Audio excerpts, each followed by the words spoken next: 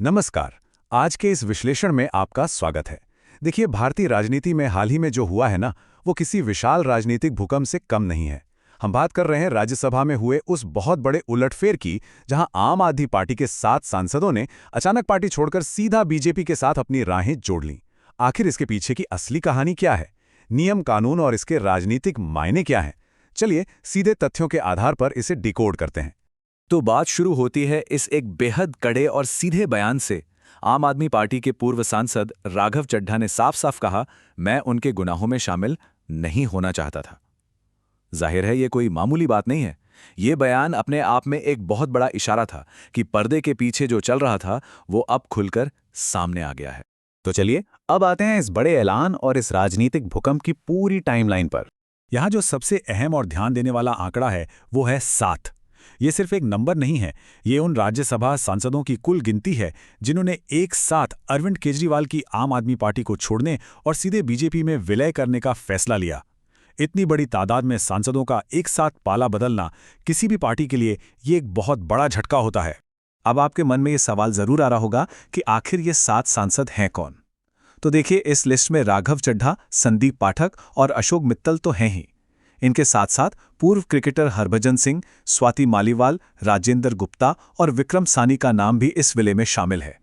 ये सभी वो नाम हैं जो पार्टी का बहुत अहम चेहरा रहे हैं। अगर हम सिर्फ राघव चड्ढा के सफर को देखें तो कहानी काफी दिलचस्प हो जाती है। 2012 में जब आम आदमी पार्टी बिल्कुल नई नई बनी थी, चड्ढा तभी से इसके साथ थे, एकदम शुरुआत से। लेकिन अभी कुछ ही हफ्ते पहले उन्हें राज्यसभा में पार्टी के उपनेता पद से हटा दिया गया था और आज उसी शुरुआती सदस्य ने बीजेपी का दामन थाम लिया है।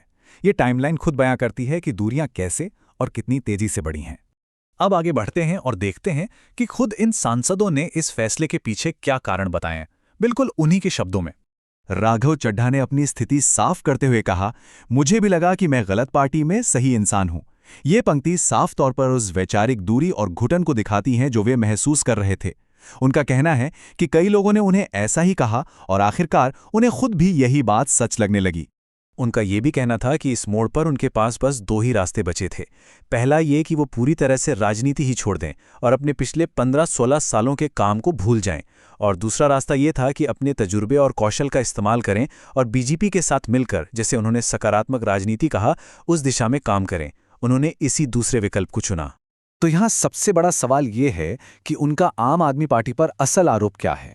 उनका सीधा दावा था कि आम आदमी पार्टी अब अपने उन पुराने सिद्धांतों, नैतिकता और मूल्यों से पूरी तरह भटक चुकी है जिनके साथ वो शुरू हुई थी। उनका आरोप है कि पार्टी का फोकस अब राष्ट्र निर्माण पर नहीं बल्कि सिर्फ अपने हितों को साधने पर रह गया है। इसी को उन्होंने पार्टी छोड़ने का मुख्य आधार बताया। अब हम आते हैं इस पूरे मामले के सबसे अहम पहलू पर, यानी दल बदल कानून और इसका गणित। ये पूरा सिस्टम आखिर काम कैसे करता है? अब आप सोच रहे होंगे कि भाई इतने सारे सांसद पार्टी बदल रहे हैं तो इन पर दल बदल विरोधी कानून लागू क्यों नहीं हो रहा। दरअसल ये कानून नेताओं को मनमाने ढंग से पार्टी बदलने से तो रोकता है, लेकिन इसमें एक बहुत बड़ा लूप होल या कह लें कि अपवाद है। वो ये है कि अगर किसी पार्टी के कुल सांसदों में से कम 2/3 सांसद एक साथ दूसरी पार्टी में विलय करते हैं तो ये कानून उन पर लागू ही नहीं होता। उनकी सदस्यता एकदम सुरक्षित रहती है। और आम आदमी पार्टी के केस में यह गणित बिल्कुल फिट बैठता है। देखिए, राज्यसभा में उनके कुल 10 सांसद थे। इनमें से 7 सांसद अब विलय कर रहे हैं और पार्टी के पास बच रहे हैं सिर्फ 3, यानी जाने वालों का जो गुट है वो संख्या में बहुत बड़ा है।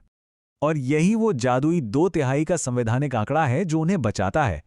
10 में से 7 सांसद, ये 2/3 के आंकड़े को आराम से पार कर लेता है। इसका सीधा सा मतलब ये हुआ कि इन 7 सांसदों को दल बदल कानून के तहत अयोग्य नहीं ठहराया जा सकता। कानूनी तौर पर उन्होंने एकदम सुरक्षित रास्ता चुना है। अब इस विलय को पूरी तरह से पक्का कैसे किया गया, इसके 3 मुख्य स्टेप्स थे। पहला, 2/3 सांसदों का बहुमत एक साथ लाना। दूसरा, विलय का फैसला लेने वाले एक संयुक्त दस्तावेज पर इन सबके हस्ताक्षर करवाना। और तीसरा, उस ऑफिशियल डॉक्यूमेंट को राज्यसभा के सभापति को सौंप देना। बस हो गया विलय आधिकारिक। खैर, अब नजर डालते हैं इसके राजनीतिक असर पर। जाहिर है, इतनी बड़ी घटना हुई है तो पलटवार और तीखी प्रतिक्रियाएं तो आनी ही थी। इस वक्त दोनों तरफ का नजरिया बिल्कुल अलग है। एक तरफ जाने वाले सांसद हैं जो इसे संवैधानिक नियमों के तहत की गई सकारात्मक राजनीति का नाम दे रहे हैं, और दूसरी तरफ आम आदमी पार्टी है जिसने बेहद सख्त लहजे में इन 7 सांसदों को सीधे तौर पर गद्दार कह दिया है। ये 2 अलग अलग शब्द इस वक्त चल रहे भारी राजनीतिक तनाव को साफ दिखाते हैं। इसके तुरंत बाद अरविंद केजरीवाल की तरफ से भी रिएक्शन आया। उन्होंने एक्स पर बस एक छोटी लेकिन बहुत तीखी लाइन लिखी, बीजेपी ने एक बार फिर पंजाबियों को धोखा दिया है। इस एक लाइन से ये बिल्कुल साफ है कि आम आदमी पार्टी इसे महज एक राजनीतिक फेरबदल नहीं बल्कि एक बहुत बड़े धोखे और विश्वासघात के रूप में पेश कर रही है। लेकिन अगर हम बयानों को एक तरफ रख दें और सिर्फ जमीनी हकीकत देखें तो बात बहुत साफ है। 7 सांसदों के इस तरह रातों रात विलय करने से राज्यसभा का पूरा राजनीतिक समीकरण एकदम से पलट गया है। जो संख्या बल पहले आम आदमी पार्टी के पास था वो अब सीधे सीधे सत्ताधारी पार्टी के खाते में जुड़ गया है। तो अंत में एक बहुत बड़ा सवाल हम सबके सोचने के लिए खड़ा होता है। अचानक हुए इस 2/3 पलायन का राज्यसभा के आने वाले बिलों, बहसों और राष्ट्रीय नीतियों पर कितना गहरा असर पड़ेगा? ये एक ऐसा राजनीतिक भूचाल है जिसकी गूंज यकीनन काफी लंबे समय तक सुनाई देने वाली है। इस चर्चा में हमारे साथ जुड़ने के लिए आपका बहुत बहुत शुक्रिया। मिलते हैं अगले विश्लेषण में।